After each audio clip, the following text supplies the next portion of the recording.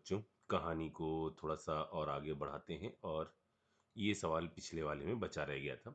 सबसे पहले हम ये देख लें कि हम लोगों ने अब तक क्या-क्या देख लिया है। तो हम लोगों ने ये देख लिया है कि किसी भी रिएक्शन का कोई भी रिएक्शन है, उस रिएक्शन का हम लोगों ने जैसे मान लीजिए कोई रिएक्शन ऐसे है A plus 2A plus B give C plus 2D। इस रिएक्शन का रेट कह रहे हैं, इस रिएक्शन का इंथैल्पी चेंज लिखने के हम लोगों ने दो तरीके देख लिए हैं। एक है रूल फर्स्ट, जिसको हम लोगों ने क्या कहा है कि इंथैल्पी ऑफ फॉर्मेशन के टर्म में। तो उसके अंदर हमने क्या पढ़ा है कि ये होगा summation of enthalpy of formation of product minus summation of enthalpy of formation of reactant. ये रूल वन है, ठीक है। और रूल टू क्या पढ़ लिया है? रूल टू ये पढ़ लिया है कि यदि कंबशन पता है तो क्या चीजें हैं, हम इस रिएक्शन का इंथैल्पी चेंज जो है बता सकते हैं enthalpy of combustion of reactant minus enthalpy of combustion of product, ठीक है। ये चीज हम लोगों ने रूल फर्स्ट हो गया और ये रूल हमारा सेकंड हो गया। ये दो रूल हम लोगों ने देख लिए, इतनी बातें कर ली थी हम लोगों ने, ठीक है। अब कहानी को आगे बढ़ाते हैं और इस सवाल को जरा देखते हैं कि इस सवाल के अंदर क्या है, ठीक है।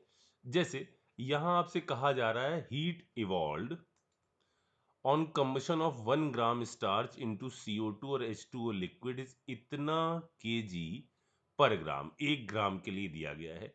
Enthalpy of formation of 1 gram starch, 1 gram starch को फॉर्म करना है, उसके अंदर कितना एंथैल्पी का चेंज होना है ये पता करना है हमको, ठीक है।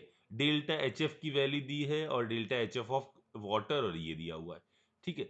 निकालना क्या है, स्टार्च को फॉर्म करना है, ठीक है। इस चीज को फॉर्म करना है, यानी किसको फॉर्म करना है, C6H10O5 का होल n, इसको बनाना है। तो इसको किससे बनाएंगे, इसके जो भी मोस्ट स्टेबल एलोट्रोपिक फॉर्म है, तो ये क्या हो जाएगा 6n कार्बन सॉलिड, यानी ग्रेफाइट के बारे में बात हो रही है, ठीक है। यहां हो जाएगा 5n ऑफ हाइड्रोजन, ठीक है। तो 10n हो गया, प्लस यहां हो जाएगा कितना आपका O5 चाहिए, तो ये हो जाएगा 5/2 ऑफ O2 गैस। इतनी बात समझ में आई। अब हमें इस चीज को निकालना है, इसके लिए बात करनी है कि इसका डेल्टा एच क्या होगा। देखते हैं क्या जुगाड़ हम लगा सकते हैं ऐसे कुछ कि इसको किसी दूसरे के टर्म में लिखा जा सके, रूल लगा सकते हैं क्या कुछ। तो हमें फॉर्मेशन दिया है इसका, मतलब कंबशन दिया होगा इसका, हमें फॉर्मेशन दिया है मतलब कंबशन दिया होगा इसका, 1 ग्राम का दिया ही हुआ है, ठीक है। इसका मॉलिक्यूलर वेट निकालें तो ये आ जाता है 162N। यानी अगर अब हम इस रिएक्शन के बारे में बात करने लग जाएं तो इस रिएक्शन का हम कैलकुलेट कर सकते हैं डेल्टा एच।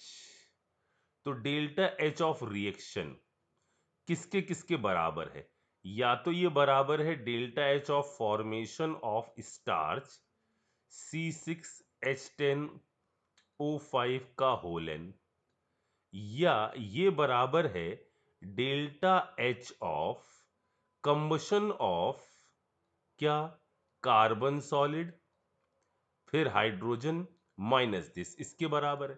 तो इसको हम कंबशन के टर्म में डायरेक्टली लिखते हैं, ठीक है, ज्यादा स्टेप नहीं बढ़ाते। तो क्या होगा देखो, इसका फॉर्मेशन यानी कार्बन का कंबशन कितनी वैल्यू हो गई है, ये हो गई 6n और यहां हो गया माइनस का 293.7, इसका हो गया क्योंकि रिएक्टेंट माइनस प्रोडक्ट करना है, ठीक है। उसके बाद यहां प्लस में हो गया 5n और हाइड्रोजन का कंबशन यानी इसका फॉर्मेशन हो गया, यानी ये हो गया -285.85, ये वैल्यू आ गई, ठीक है। O2 को तो लेते ही नहीं, पिछले एपिसोड में देखा था, माइनस कितना कर दें, इसका कंबशन, इसके 1 ग्राम का कंबशन की वैल्यू इतनी दी है, इसके हैं कितना, 1 मोल के लिए बात कर लेते हैं, सभी मोल के टर्म में चल रहे हैं, तो ये हो जाएगा 1 ग्राम का इतना, इसलिए इतने का हो जाएगा 162N इनटू, देखो यहां हीट इवॉल्व लिखा गया है, कंबशन में वैल्यू हमेशा ही कैसी होती है, माइनस माइनस 17.49 किलो जूल पर मोल। ये आ गई डेल्टा एच ऑफ रिएक्शन, लेकिन हमको निकालना है किसमें, पर ग्राम के लिए बात करनी है, ठीक है। तो पर ग्राम के लिए बात करनी है, तो पर मोल के लिए आ गई वैल्यू, पर ग्राम के लिए बात करनी है तो डिवाइड बाई कर दीजिए 162N। समझ में आ रही मेरी बात? अब आप इसको सॉल्व कर लीजिए, इसका जो आंसर आएगा, बस यही सॉल्व करना है, इसका जो आंसर आएगा वो आ जाएगा माइनस का 2.21 किलो जूल पर ग्राम, ठीक है। तो ये एक सवाल था जो पिछले वाले में बचा रह गया था, बाकी तो मेरे ख्याल से अपन ने सब निपटा लिए थे। अच्छा, अब मैं आगे बात करता हूं, और अगली कहानी है हमारी अगली हीट की, यानी ये है हमारी थर्ड थर्ड है हमारा क्या, हीट ऑफ न्यूट्रलाइजेशन।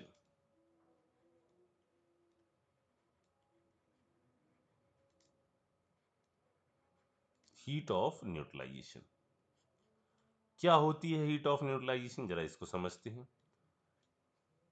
तो ये डिफाइन कैसे, इसकी क्या डिफिनेशन है, इट इज एंथैल्पी चेंज, एक second,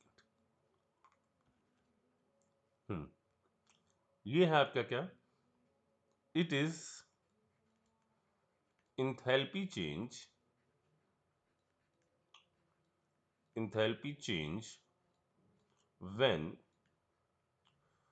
1 gram equivalent of acid 1 gram equivalent of strong acid react with 1 gram equivalent 1 gram equivalent of strong base। Enthalpy of neutralization कैसे defined है, कि जब 1 gram equivalent strong acid react करता है 1 gram equivalent strong base से, मतलब जैसे हमने ले लिया HCl प्लस यहां ले लिया NaOH, ठीक है, ये आपस में रिएक्ट कर रहे हैं और इन्होंने बनाया है क्या, NaCl प्लस H2O। इस रिएक्शन का जो इंथैल्पी चेंज है उसको हम इंथैल्पी ऑफ न्यूट्रलाइजेशन बोलेंगे, ठीक है। अब जरा यहां बात समझते हैं, देखो कोई भी स्ट्रॉन्ग एसिड है तो पानी में ऐसे तो रहेगा नहीं, ये तो ऐसे रहेगा H plus aqueous Cl minus aqueous, इस तरह से। ये कैसा रहेगा, पानी में स्ट्रॉन्ग है Na plus aqueous OH minus aqueous, ठीक है। अब जरा देखना, ये तो सीधे सीधे H प्लस और Cl माइनस में टूटा, ये Na प्लस और OH माइनस में टूटा, ठीक है। ये भी आपका एक स्ट्रॉन्ग इलेक्ट्रोलाइट है, तो ये पानी में किस तरह से मौजूद रहेगा, Na प्लस एक्वस और Cl माइनस एक्वस की फॉर्म में। इसका मतलब अगर हम इसको देखें तो इसको हम ऐसे लिख सकते हैं कि H प्लस एक्वस है, ठीक है, Cl माइनस एक्वस है, इसकी रिएक्शन हो रही है Na प्लस एक्वस से और OH माइनस एक्वस के साथ, इससे बन रहा है Na plus aqueous, Cl minus aqueous और वाटर। अब देखो, ये तो यहां से Cl minus as it is यहां पहुंच गया, इसके कारण तो कोई एंथैल्पी में चेंज नहीं आया। Na प्लस भी एज इट इज यहां से यहां पहुंच गया, इसके कारण भी एंथैल्पी में कोई चेंज नहीं आया। मतलब एंथैल्पी में चेंज आ रहा होगा इस कारण से, H प्लस और OH माइनस जब आपस में रिएक्शन करके बना रहे होंगे H2O, जो भी चेंज आ रहा होगा एंथैल्पी में वो इसके कारण आ रहा होगा। और ये कहा गया है कि H प्लस और OH माइनस जब भी कंबाइन होंगे तो इस जगह पर जो इंथैल्पी चेंज आएगा उसको आप क्या कहेंगे, इंथैल्पी ऑफ न्यूट्रलाइजेशन कहेंगे। तो हम यहां डेफिनेशन को थोड़ा सा चेंज कर रहे हैं। हम अपनी डेफिनेशन को कह रहे हैं कि इंथैल्पी ऑफ न्यूट्रलाइजेशन किसके बराबर है, it is change in enthalpy when one mole, यहां मोल के टर्म में, एक मोल इसका एक मोल इसके साथ रिएक्ट कर रहा है, one mole H plus react with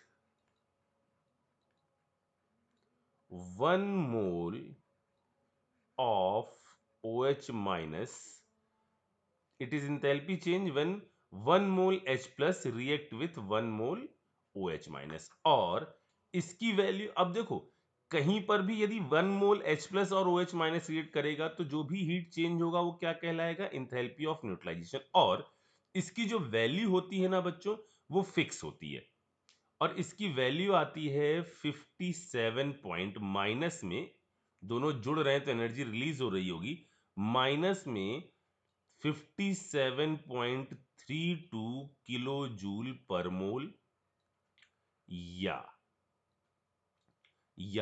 इसी को क्या कहते हैं हम, माइनस का 13.7 किलो कैलोरी पर मोल। ठीक है, तो ये है इंथैल्पी ऑफ न्यूट्रलाइजेशन। आ रही बात समझ? कहीं पर भी यदि इसके और इसके आप अमाउंट जो है वो रिएक्ट कराओ तो जितना भी चीजें जो एनर्जी निकलेगी उसी को हम क्या कह रहे हैं, इंथैल्पी ऑफ न्यूट्रलाइजेशन। अब देखो, हो सकता है कि इसके कुछ और मोल लिए जाएं, उसके कुछ और मोल लिए जाएं, तो जैसे हमने शुरुआत में बताया था ना कि चेक करो कौन सा लिमिटिंग रिएजेंट है, उसके हिसाब से यूनिटरी मेथड लगा दो कि जब इसके एक मोल रिएक्ट करते हैं तो इतने होंगे, जब इसके इतने रिएक्ट कर रहे हैं तो इसके इतने होंगे। आ रही बात समझ? अच्छा, मैं इस कहानी को लेके थोड़ा आगे चलता हूं। एक चीज और पहले, या चलो पहले मैं इसकी कुछ क्वेश्चन से प्रैक्टिस करवा दूं आपको। जैसे यहां देखो, the amount of heat that will release when इतने मिलीमोल ऑफ, इतने ml of this HCl react with इतने NaOH। ठीक है, अच्छा, तो H प्लस के मिलीमोल कितने आ रहे हैं, इसको निकाल लो। H प्लस के कितने आ रहे हैं, ये आगे कितने, 60 मिलीमोल। हमने कहा इक्विवेलेंट में नहीं खेलना है, जरूरत क्या है इक्विवेलेंट में खेलने की, सीधे सीधे दिख रहा है, इसमें और कोई दिक्कत तो है ही नहीं, कोई बड़े कैलकुलेशन तो होने नहीं। तो यहां कितने आ गए, 60 मिलीमोल आ गए किसके, H प्लस के। और OH माइनस के कितने हैं, ये आ गए 40 मिलीमोल आ गए OH माइनस के। दोनों में चेक करो लिमिटिंग रिएजेंट कौन है, ये लिमिटिंग रिएजेंट है, ये खत्म होगा, यानी 40 अपॉन 1000, इतने मोल आपका OH माइनस रिएक्ट करने जा रहे हैं। तो जब एक मोल रिएक्ट करता है तो उसमें इतनी एनर्जी निकलती है, तो जब इतने रिएक्ट करेंगे तो कितने किलो जूल एनर्जी निकलेगी।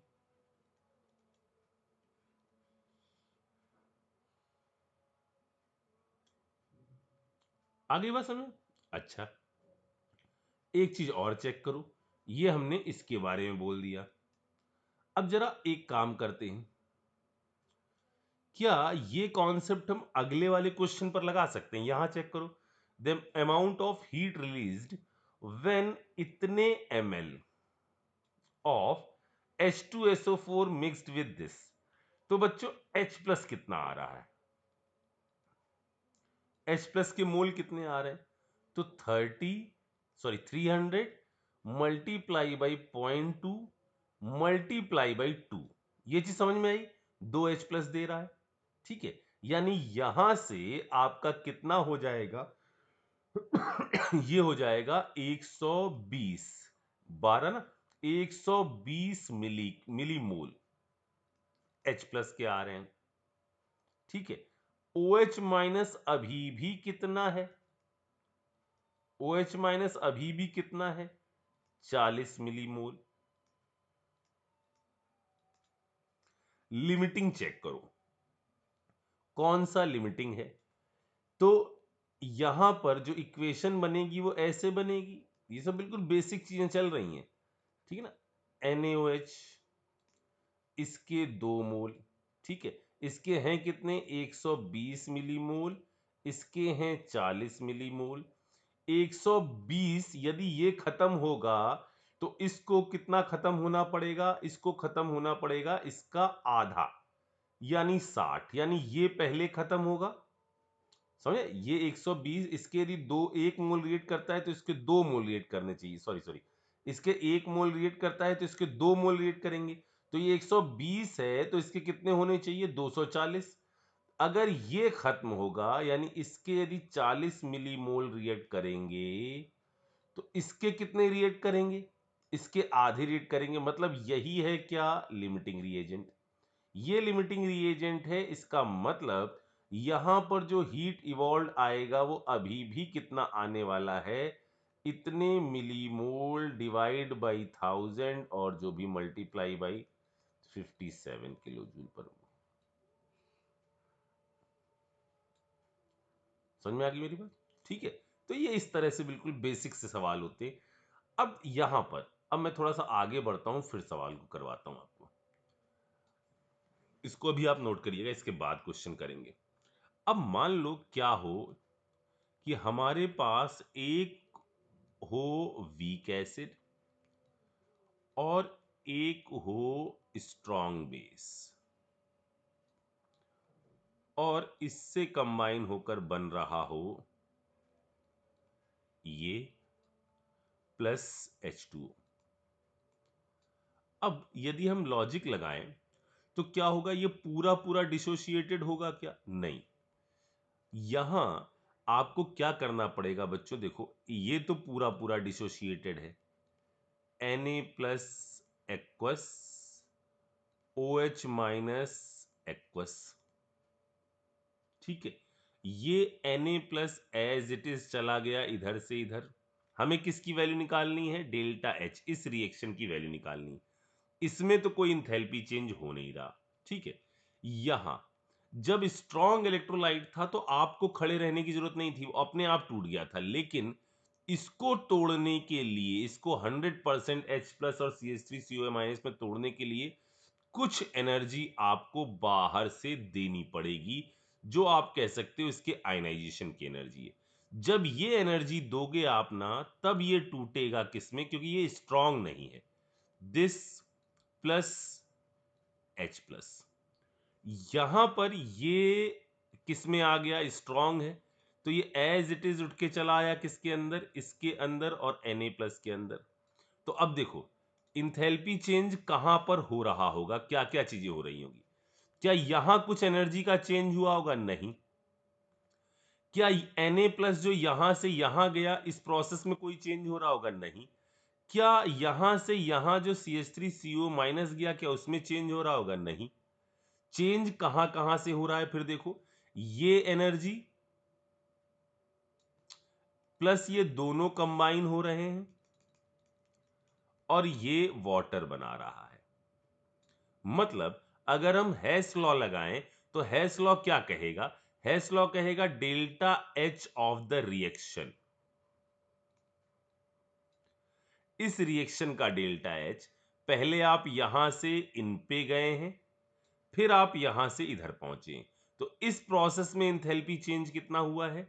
Delta H I, ionization of CH3COH। और फिर क्या हुआ है? H प्लस और OH माइनस जब कंबाइन हुए हैं, तो यहां पर आपकी जो एनर्जी निकल रही है वो तो हमारी हमने कहा है फिक्स है कि कितनी 57 पॉइंट जो भी 32 किलो जूल पर मोल। बच्चों, यहां यदि आप देखो तो एक खास चीज हो रही है इस प्रोसेस में। जो एनर्जी रिलीज हो रही है उस एनर्जी का कुछ भाग, देखो यहां आयनाइज करने के लिए आपको एनर्जी देनी पड़ेगी। मान लेते हैं ये हमने 7.32 किलो जूल एनर्जी हमने प्रोवाइड करी, तो ये एनर्जी क्या हो जाएगी? ये एनर्जी हमने इसको दी प्लस में, हम दे रहे हैं ना, तो ये एनर्जी क्या होगी? हम दे रहे हैं, यानी इसके अंदर जो हीट ऑफ न्यूट्रलाइजेशन होगी, हीट ऑफ रिएक्शन, या जिसको हम कहेंगे heat of neutralization for weak acid and strong base, वो वैल्यू कितनी आ जाएगी? वो वैल्यू आ जाएगी 50 किलो जूल पर मोल। ये प्लस में, इसको इससे घटा दो, ये वैल्यू आ जाएगी। यानी हुआ क्या बच्चों? हुआ ये, इसको कैसे सोचेंगे? ऐसे सोचेंगे, आपको ये वैल्यू गिवन होगी, ये वैल्यू जनरली क्या होगी? गिवन होगी। ये वैल्यू आपको पता रहती है, तो आप कैसे करोगे? आप ऐसे करोगे कि H प्लस और OH माइनस जब कंबाइन होते, H प्लस और OH माइनस जब कंबाइन होते तो एनर्जी निकलती इतनी। अभी एनर्जी निकल रही है, ये वैल्यू आपको कुछ दी गई होगी। अभी एनर्जी निकल रही है, मान लेते हैं कुछ भी 52.32, अभी निकल रही है इतनी, निकलनी चाहिए इतनी, तो बाकी जो खर्च हो गई वो कहां चली गई? जो एनर्जी, जो डिफरेंस जो आया, वो डिफरेंस कहां चला गया? वो डिफरेंस चला गया किस चीज को करने में? इस वीक एसिड को आयनाइज करने में।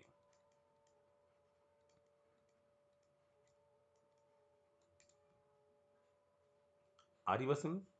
इतनी एनर्जी निकलनी चाहिए थी, इतनी निकल रही, तो डिफरेंस क्यों आया? कम एनर्जी क्यों निकल रही? क्योंकि इस एनर्जी का कुछ भाग जो है ना, वो इस वीक एसिड को डिसोशिएट करवाने में खर्च हो गया है।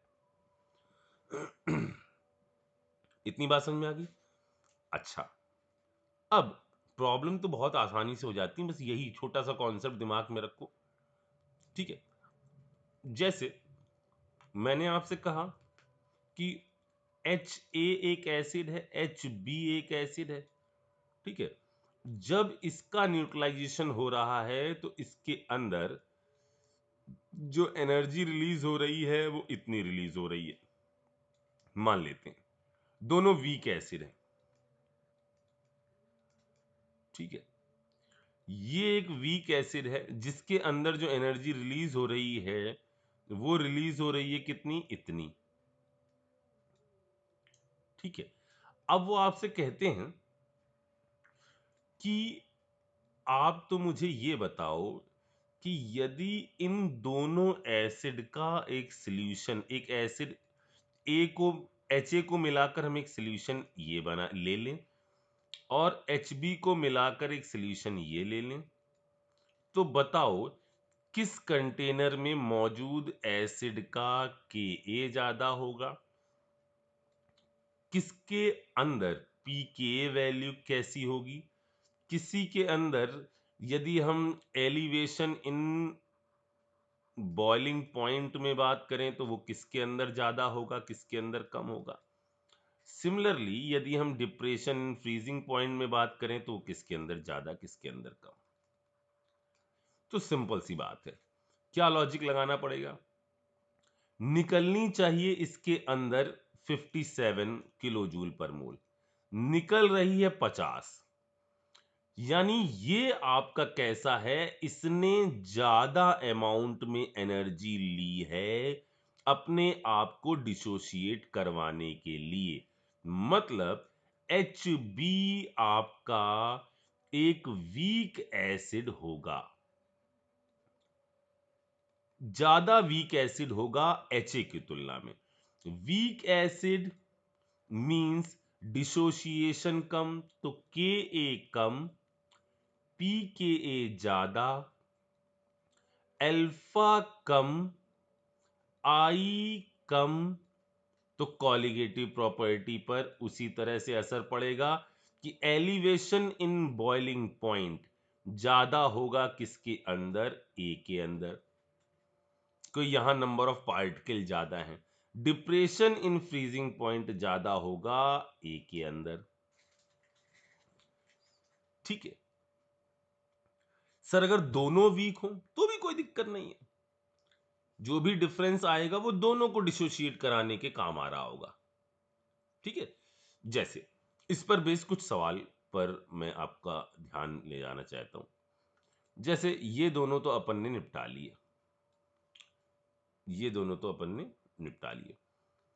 ये क्या है जरा इसको देखो, इंथैल्पी ऑफ न्यूट्रलाइजेशन NaOH और NH4OH बाई HCl। दोनों को हमने HCl से क्या करवाया है, न्यूट्रलाइज कराया। जब स्ट्रॉन्ग स्ट्रॉन्ग रिएक्ट कर रहे हैं तो इतनी एनर्जी निकल रही है, और जब वीक और स्ट्रॉन्ग रिएक्ट कर रहे हैं तो इतनी एनर्जी निकल रही है। जो डिफरेंस आया, जो डिफरेंस आया वो डिफरेंस कहां पर जा रहा है, किस काम में लिया जा रहा है, यहां 0, यहां 1, यहां 4, यहां 1।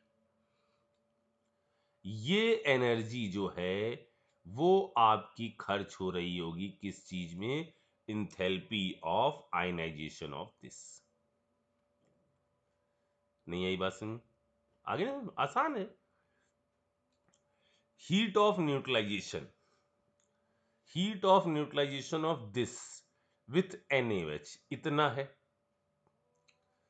इतना होना कितना चाहिए था, इतना होना चाहिए था। HCl और NaOH जब कंबाइन हो रहे हैं तो इतना होना चाहिए था, इतना निकल रहा है। तो डिफरेंस कितने का आ रहा है, 13680, 12830।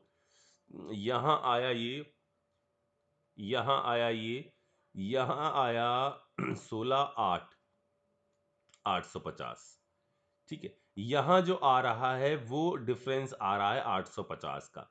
मतलब 850 किलो, सॉरी कैलोरी एनर्जी खर्च हो रही है क्या चीज करने में, इसको आयनाइज कराने में। फिर NaOH और HCl के साथ रिएक्शन हो रही है, और इस वक्त जो आपका डिफरेंस आ रहा है वो आ रहा है 14, यही वैल्यू दी गई है, 1414 कैलोरी के बराबर। अब पूछा क्या गया है, अब पूछा गया है कि जब ये और ये रिएक्ट करेंगे, जब dichloro acetic acid CHCl2COOH plus NH4OH react करेंगे तो होगा क्या, इसका भी H प्लस और इसका OH माइनस यही तो न्यूट्रलाइज होंगे। लेकिन होना यहां पर कितना चाहिए था, CHCl3 CHCl2COONA प्लस वाटर। अब यहां एनर्जी कितनी निकलनी चाहिए थी, एनर्जी निकलनी, क्योंकि इसकी भी साथ रिएक्शन किसके साथ होनी है, ये पहुंचेगा H प्लस बनाएगा, लेकिन यहां हमें एनर्जी देनी पड़ेगी। ये आपका OH माइनस बनाएगा, एनर्जी यहां देनी पड़ेगी। जब ये और ये कंबाइन होंगे तो एनर्जी कितनी निकलनी चाहिए, वो निकलनी चाहिए थी 13680 कैलोरी, इतनी निकलनी चाहिए थी। लेकिन इसके अंदर खर्च कितनी हो गई, H प्लस को आयनाइज कराने में इतनी, इसको आयनाइज कराने में कितनी खर्च हो गई, इतनी। यदि दोनों का हम सम कर लें, यानी ये हो गया 0, ये हो गया 6, ये हो गया 2, ये हो गया 2, इस एनर्जी को यदि हम इससे घटा दें, कितनी, 2622, तो इतनी एनर्जी निकल रही होगी। 0 और ये हो गया कितना, 8, 6, 4, 10 और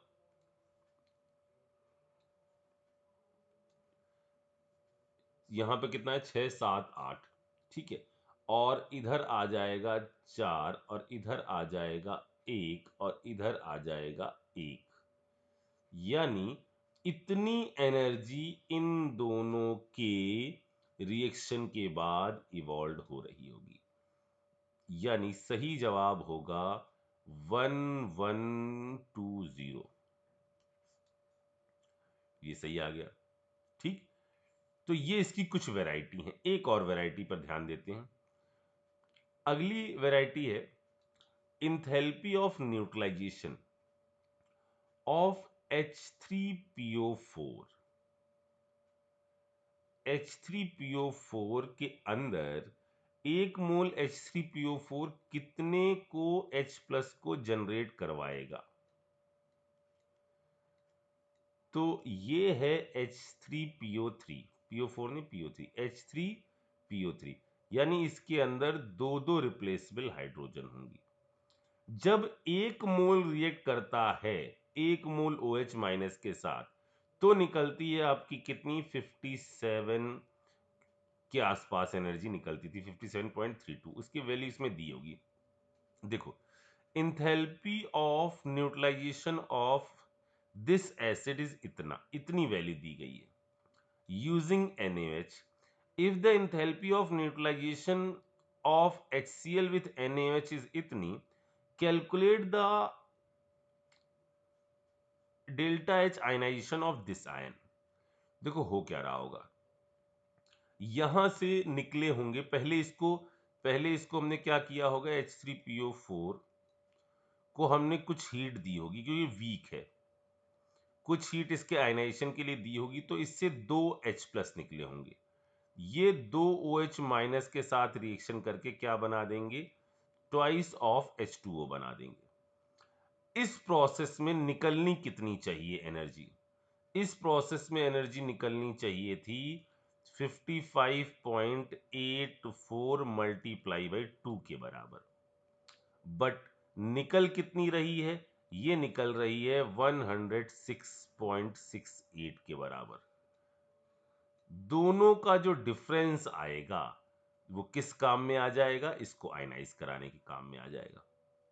लॉजिक समझ में आ रहा है? दोनों का जो डिफरेंस आएगा वो, समझे, 2 मोल, ये आपका 2 मोल दे रहा है ना, तो 1 मोल के साथ तो इतनी निकल रही, तो 2 मोल के साथ जस्ट डबल हो गई, इतनी निकलनी चाहिए, निकल इतनी रही है, दोनों का जो डिफरेंस आएगा वो कहां पर, वो आपका चला जाएगा इसको आयनाइज कराने में। तो जरा इसको देखो और मुझे बताओ कि इसका आंसर क्या आ रहा होगा। ठीक है, अच्छा, अब मैं कहानी को लेकर थोड़ा सा और आगे बढ़ता हूं और मैं बात करता हूं अगली इंथैल्पी टाइप की चीज के बारे में। ये हो गया है हमारा कौन सा था, तीसरा। चौथा है हमारा लैटिस इंथैल्पी। लैटिस इंथैल्पी, देखो बच्चों, ये चीज आपने केमिकल बॉन्डिंग के दौरान पढ़ा होगा कि ये लैटिस इंथैल्पी कैसे डिफाइंड होती है।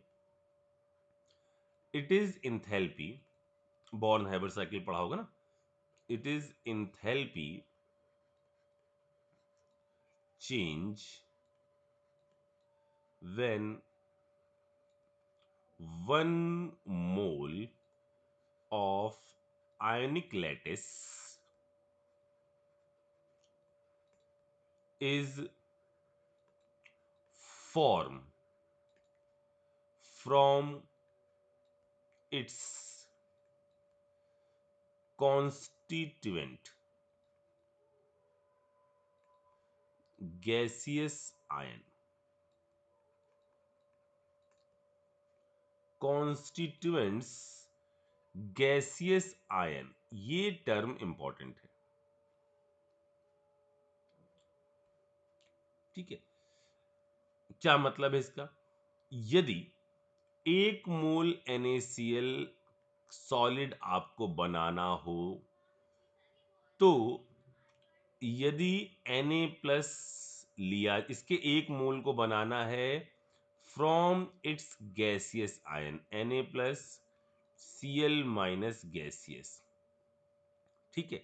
तो इस जब ये दोनों मिलकर लैटिस बनाएं तो इस प्रोसेस में जो एनर्जी रिलीज होगी, दोनों जुड़ रहे हैं तो इस प्रोसेस में जो एनर्जी रिलीज होगी उसको आप डेल्टा एच एल कहोगे।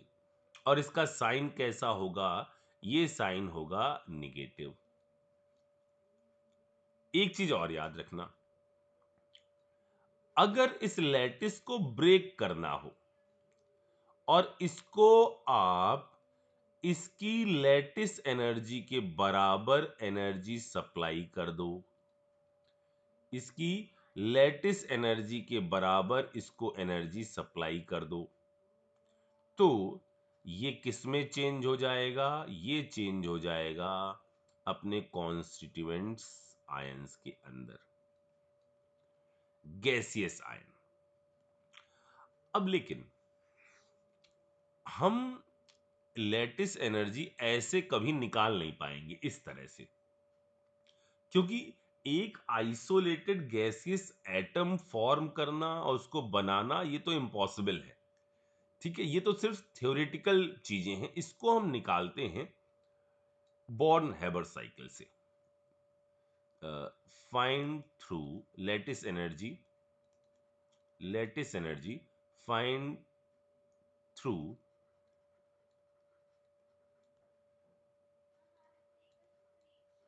बॉर्न हैबर साइकिल,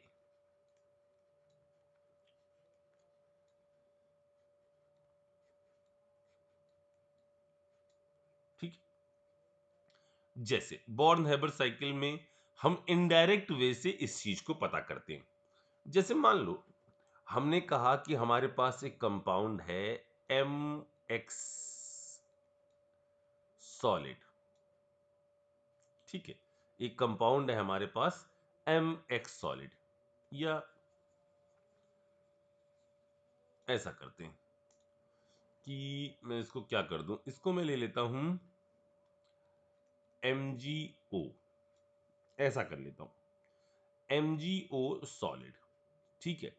अच्छा, हम इसका एक इंथैल्पी हमने कैलकुलेट कर ली है, वो इंथैल्पी है इसके फॉर्मेशन की, delta H formation of this, ये वैल्यू हमको पता है, ठीक है। ये वैल्यू किसकी जानकारी दे रही है? जब इसके 1 मोल को बनाया गया होगा इसके जो मोस्ट स्टेबल एलोट्रोपिक फॉर्म है उससे। अब देखो यहां हम हैस लॉ का यूज करते हैं। हम ये सोचते हैं कि यहां से हम एक दूसरा मेथड सोचें जिससे हम यहां से यहां जाएं, ठीक है। देखो, और उसमें लैटिस एनर्जी को इन्वॉल्व कर लें। तो लैटिस एनर्जी इन्वॉल्व कब हो सकती है? तो लैटिस एनर्जी तब पिक्चर में आएगी जब mg प्लस 2 mg प्लस 2 आपका 1 मोल ये है, 1 मोल ये है, ठीक है। ये सॉलिड में आपको चाहिए, ओके। ये पिक्चर में तब आएगा जब 1 मोल ये और 1 मोल ये कंबाइन हो, यानी जब ये गैसियस, ठीक है, और ये वाला गैसियस O-2 गैसियस एक साथ कंबाइन होंगे तो लैटिस एनर्जी पिक्चर में आएगी। अब हमें किसी तरह से इसको बनाना है एक दूसरे पाथ से जिसमें ये स्टेप जरूर इन्वॉल्व हो, तो हम क्या करें? सबसे पहले क्या करो, इसको mg को कन्वर्ट करो mg प्लस 2 में, mg को कन्वर्ट करो, या पहले ऐसा करो, पहले इसको गैसियस में कन्वर्ट करो। अब ये सॉलिड है ना, क्योंकि इसका जो दिया गया होगा वो दिया गया हो, ये जो आपने बनाया है उसमें mg को किस में लिया है? सॉलिड में लिया है। तो पहले mg को कन्वर्ट करो किसके अंदर? mg गैसियस एटम में। फिर mg गैसियस में से 2 इलेक्ट्रॉन को बाहर निकालो, ये बना लो। इसको कन्वर्ट करो, O2 तो गैसियस है ही, इसको आप, ये मॉलिक्यूल है अभी, ठीक है, इसको एनर्जी देकर डिसोशिएट कर दो O गैसियस में, फिर इसको कन्वर्ट कर दो O-2 में। जैसे ही ये हो गया, अब हम इनडायरेक्टली क्या चीज निकाल सकते हैं? हम इनडायरेक्टली निकाल सकते हैं इस चीज की वैल्यू। सर यहां कर क्या रहे हो आप? देखो बच्चों, जैसे यहां ये सॉलिड हमको बनाना है ना, लेटिस एनर्जी हमसे पूछी गई, ये वैल्यू हमको गिवन है, तो हमको पता है हेस लॉ क्या कहता है, ये वैल्यू गिवन है। हेस लॉ ये कहता है कि ऐसे जाने में और ऐसे जाने में नेट में इंथैल्पी चेंज बराबर होगा, ठीक है। तो यदि ये पता है और हमको ये सारी वैल्यू पता रहेंगी, mg गैस से mg सॉलिड, गैस से सॉलिड से गैस जा रहे हो, इसको कहा जाएगा डेल्टा एच सब्लिमेशन, इसको कहा जाएगा डेल्टा एच सब्लिमेशन।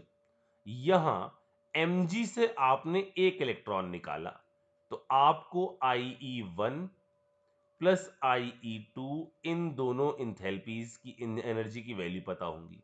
यहां O2 को आपने O में ले गए, यानी ऑक्सीजन का बॉन्ड तोड़ा है, तो डेल्टा H डिसोसिएशन। यहां है electron gain enthalpy 1 plus electron gain enthalpy 2, ये दोनों चीजें खर्चा हो गई। अब यदि आप हेस लॉ लगाओ तो उसके हिसाब से क्या है, डेल्टा एच फॉर्मेशन की वही वैल्यू आएगी जो वैल्यू होगी डेल्टा एच सब्लिमेशन की प्लस IE टोटल की प्लस डेल्टा एच डिसोसिएशन की प्लस लैटिस एनर्जी की। तो इनके अंदर एक इंफॉर्मेशन कोई भी अननोन होगी, जैसे लैटिस एनर्जी अननोन है ना, तो इसको हम इस तरह से इस बॉर्न हैबर साइकिल के द्वारा निकाल सकते हैं, ठीक है।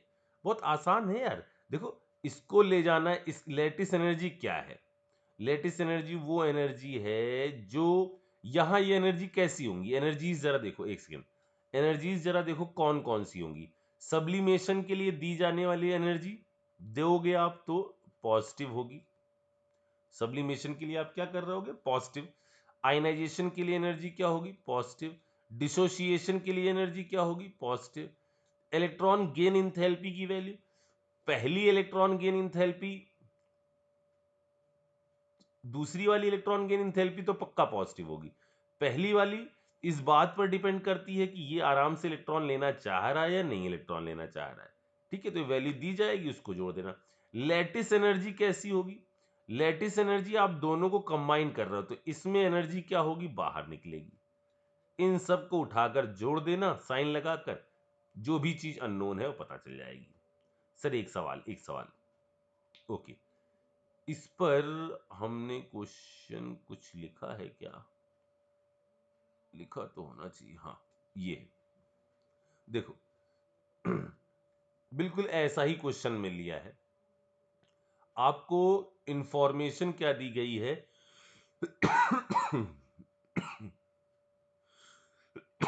अच्छा हाँ, एक चीज और, यहां एक लफड़ा होगा कि ये जो है ना, ये डेल्टा एच डिसोसिएशन बाई 2 करना बच्चे भूल जाते हैं, क्योंकि डिसोसिएशन है 1 मोल H2 को इधर ले जाना, यहां हाफ है, ठीक है, तो ये बाई 2 करना मत भूलना। अब जरा देखो क्या क्या दिया है, आपको इंथैल्पी ऑफ फॉर्मेशन दी है, इंथैल्पी ऑफ फॉर्मेशन मतलब ये वैल्यू गिवन है,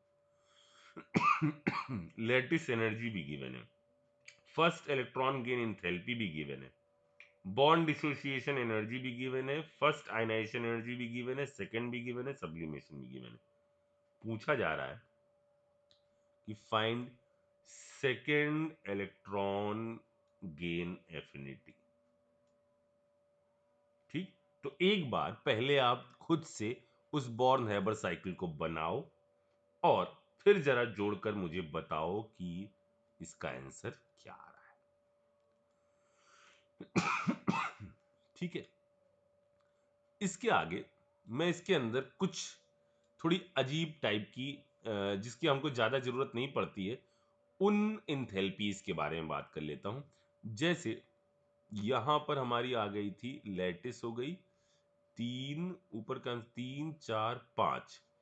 यहाँ हम 5वीं इंथैल्पी जो है enthalpy of fusion, Chhathi enthalpy जो है आपका इंथैल्पी ऑफ वेपोराइजेशन, 7वीं इंथैल्पी है इंथैल्पी ऑफ सब्लिमेशन,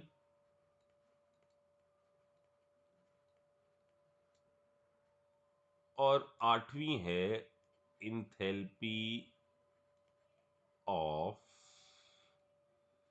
ट्रांजिशन। इनका बस सिर्फ नाम जानना आपको जरूरी है। जैसे इंथैल्पी ऑफ सब्लिमेशन क्या है, सॉरी इंथैल्पी ऑफ फ्यूजन क्या है। तो फ्यूज करने का मतलब जब एक मोल सॉलिड को आप कन्वर्ट कर रहे हो एक मोल लिक्विड में, तो इसके अंदर जो आप एनर्जी दे रहे होगे वो क्या कहलाएगी, इंथैल्पी ऑफ सब्लिमेशन। बार बार सब्लिमेशन, इंथैल्पी ऑफ फ्यूजन, एक मोल सॉलिड को जब आप तोड़ रहे होगे, फ्यूज कर रहे होगे, और कुछ नहीं, एक मोल सॉलिड लिया उसको उसी जगह पर आप सिर्फ फ्यूज कर दो, तो यहां जो एंथैल्पी चेंज होगा वो कहलाएगा एंथैल्पी चेंज ऑफ सब्लिमेशन। फिर यार sublimation, enthalpy change of fusion. ठीक है। एंथैल्पी ऑफ वेपोराइजेशन क्या होगा, लिक्विड है और लिक्विड को आप डेल्टा एच, ये कहलाएगी वेपोराइजेशन। इस एक मोल लिक्विड को लेके जा रहे हो एक मोल गैस के अंदर, वेपोराइजेशन। एक मोल सॉलिड को लेकर जा रहे हो गैस के अंदर, तो यहां है सब्लिमेशन। हैश लॉ लगाकर आप ये चीज देख सकते हो कि ये पहले गया होगा सॉलिड किसके अंदर, पहले ये गया होगा सॉलिड किसके अंदर, लिक्विड के अंदर, और फिर ये गया होगा इधर। मतलब delta H sublimation is equal to delta H fusion plus delta H vaporization. In general delta H fusion और डेल्टा एच वेपराइजेशन में डेल्टा एच फ्यूजन जो है ना वो कम होती है, वेपराइजेशन की वैल्यू ज्यादा होती है। यहां आपको वेपर में ले जाना है, इंटरमॉलिक्यूलर फोर्सेस बहुत घटाने पड़ेंगे, यहां सॉलिड से सिर्फ लिक्विड में आना है। इसलिए इन जनरल हो सकता है किसी थ्योरेटिकल क्वेश्चन में ये चीज पूछ ली जाए। तो एक ये हो गया। Enthalpy of transition, enthalpy of transition क्या है, जब एक एलोट्रोपिक फॉर्म को दूसरे एलोट्रोपिक फॉर्म में, जैसे सी ग्रेफाइट को सी डायमंड में चेंज करना हो, तो एक मोल किसी एक एलोट्रोपिक फॉर्म को दूसरे एलोट्रोपिक फॉर्म में ले जाना हो, तो इसमें जो हीट एक्सचेंज होता है उसको आप इंथैल्पी ऑफ ट्रांजिशन कहते हैं। ठीक है। तो ये कहानी हो गई आपकी इस चीज के बारे में। अब हम आगे बढ़ते हैं जल्दी, पहले इसको टिप्स इन क्वेश्चन को कर, फिर अपन आगे बढ़ते हैं। ठीक है।